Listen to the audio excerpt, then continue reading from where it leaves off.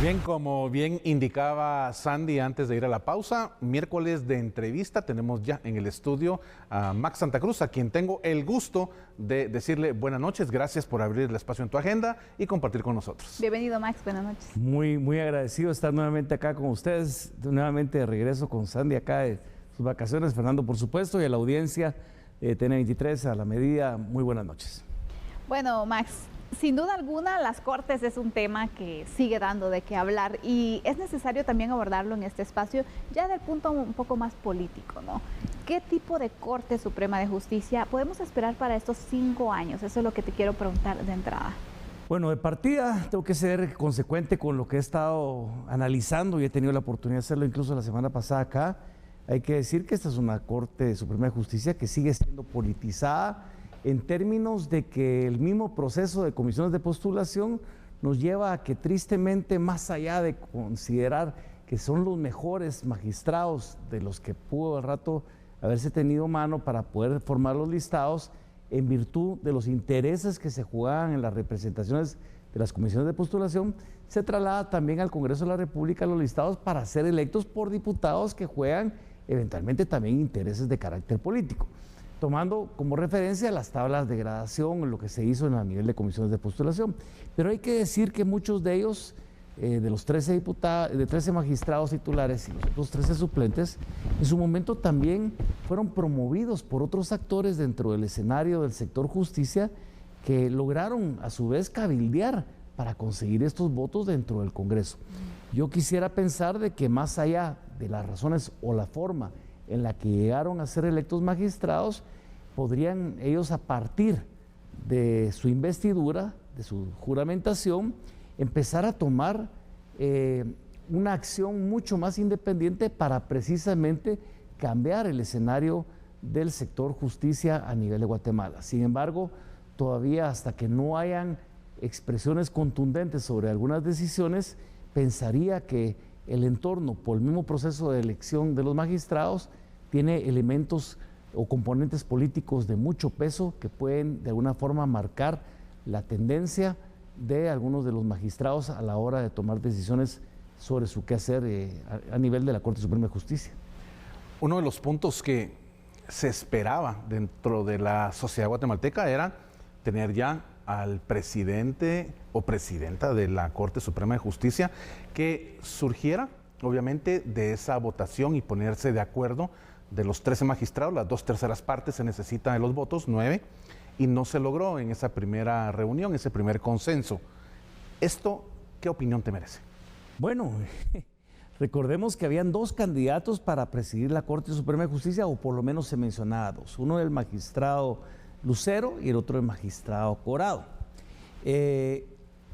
Convenientemente o inteligentemente, aparte de los 159 votos que saca el magistrado Lucero, pues es nombrado como vocal primero.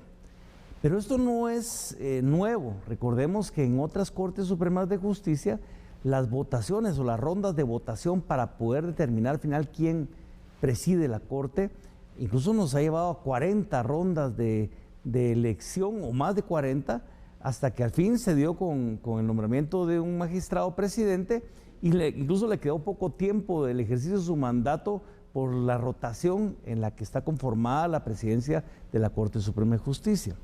Es decir, de que de alguna forma, entre los que se mencionaban para poder presidir antes de la indecisión sobre el nombramiento final del presidente, pues sí se hablaba del magistrado Lucero y el magistrado Corado. Y es el magistrado Lucero al final quien resulta electo. Es decir, fue hábilmente de alguna forma designado vocal primero para de todas formas presidir mientras se toma una decisión la Corte Suprema de Justicia. Ya lo hizo en su momento incluso la magistrada Valdés, ¿se recuerdan ustedes? Y esa temporalidad dentro de su nombramiento como vocal primero le permitió presidir la Corte durante 4 años. Claro, totalmente. Así es uno de los puntos que también hay que mencionar y recalcar dentro de este proceso. Max, ¿qué casos cree que pues será complicado o los más complicados que poder resolverse dentro de la Corte Suprema de Justicia? ¿Cuáles son esos retos que se vienen para la nueva Corte? Bueno, la misma Constitución determina cuáles son las responsabilidades y las funciones de la Corte Suprema de Justicia y van a instancias superiores dentro de la interpretación de la ley como tal, temas de carácter de recursos humanos, nombramientos de jueces, en muchos de los casos la elaboración del presupuesto, pero aquí no olvidemos algo. Hacíamos el análisis la semana pasada que al menos las bancadas mayoritarias de Vamos, Cabal, UNE y Semilla habrían votado en línea por lo menos por 7 magistrados de los 13. ¿Qué quiere decir con eso? Cada quien viendo un interés político dentro de la elección de Cortes. En el caso de la bancada Semilla, el partido de gobierno, pues hay un interés lógicamente de mucho peso, que es la posibilidad de que llegara algún expediente a la Corte relacionado o al presidente o a la vicepresidenta, a un alto funcionario. Le interesará de alguna manera contener esos casos que son muy fuertes para la administración en caso de darse en la Corte Suprema de Justicia. No digo que esto tenga que pasar o tenga que detenerse o que no se actúe conforme a derecho, pero puede ser una de las intenciones que en este caso la bancada Semilla hubiera tenido para votar por estos magistrados. De la misma forma y sus razones tendrá la bancada de UNE, la bancada de Vamos y la bancada de Cabal. Quiero decir que al final las salas son las que evacúan la mayor parte de problemas en el día a día o de casos, y todo esto hace al final del día también de que pues busquemos o los guatemaltecos aspiremos a esa justicia independiente y pronta. Esa es la intención. Yo sí creo que van a haber todavía casos pendientes. Hay que decir que hay otro actor dentro del escenario, que es la propia fiscal general. Recientemente acabamos de escuchar sobre algunos elementos de búsqueda o que está haciendo la propia fiscal en contra de la magistrada ya electa, Gálvez. Y esto podría también marcar otra dinámica dentro de los casos que la propia Corte viera de alguna forma y que tuvieran o de alguna forma incidencia también en las resoluciones que la Corte tenga sobre determinados casos. O sea, quiero decir, hay presiones a lo interno, hay parte del cumplimiento que la Constitución demarca sobre su responsabilidad, y me imagino que también por el propio origen de la elección de los magistrados y esa operación de las personas que han estado manejando el escenario de los diferentes magistrados, por lo menos en las últimas 2 Cortes Supremas de Justicia, en las salas de apelaciones, pues podrían también el escenario hacerlo propicio para poder atender otros temas con algún sentido o algún propósito mucho más político. En algún momento, con esto concluyo, también recordemos que la Corte ha jugado un papel importante, no en la elección pasada, pero sí en la elección anterior, al momento sobre la inscripción o no de algunas candidaturas a cargos de elección. La última Corte se abstuvo de entrar a conocer muchos temas pensando en que la materia de esto correspondía al Tribunal Supremo Electoral, pero no nos dice que esta actual Corte podría volver a retomar ese papel protagónico dentro de la decisión final de la inscripción o no de algunos candidatos de cara al próximo proceso electoral de 2027. Ahora, el tema es que te voy a poner dos campos, 2 circunstancias. Podríamos no tener nueva Corte y seguir con los magistrados anteriores, y esto hubiese generado cierto caos, y tenemos ya una Corte que obviamente como sociedad tenemos el respeto de un plazo constitucional que era vital, creo, en este momento de Guatemala, respetarlo y que se implementara como se hizo. ¿Qué opinión te merece esa comparativa? Bueno, sin duda hay que empezar de que después de lo que vivimos en la anterior Corte sobre la prórroga dentro de su mandato, excediendo incluso el término constitucional, pues era de generar preocupación. El haber cumplido tal vez con la resolución de la Corte de Constitucionalidad para que se eligiera la Corte el 13 de octubre como fecha máxima, pues podríamos dar un paso hacia enfrente.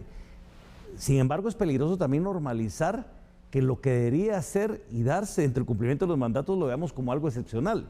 Pero en las condiciones actuales entiendo cuál es el sentido de tu pregunta. Pareciera ser que sí, tenemos que decir, bueno, aquí vamos bien.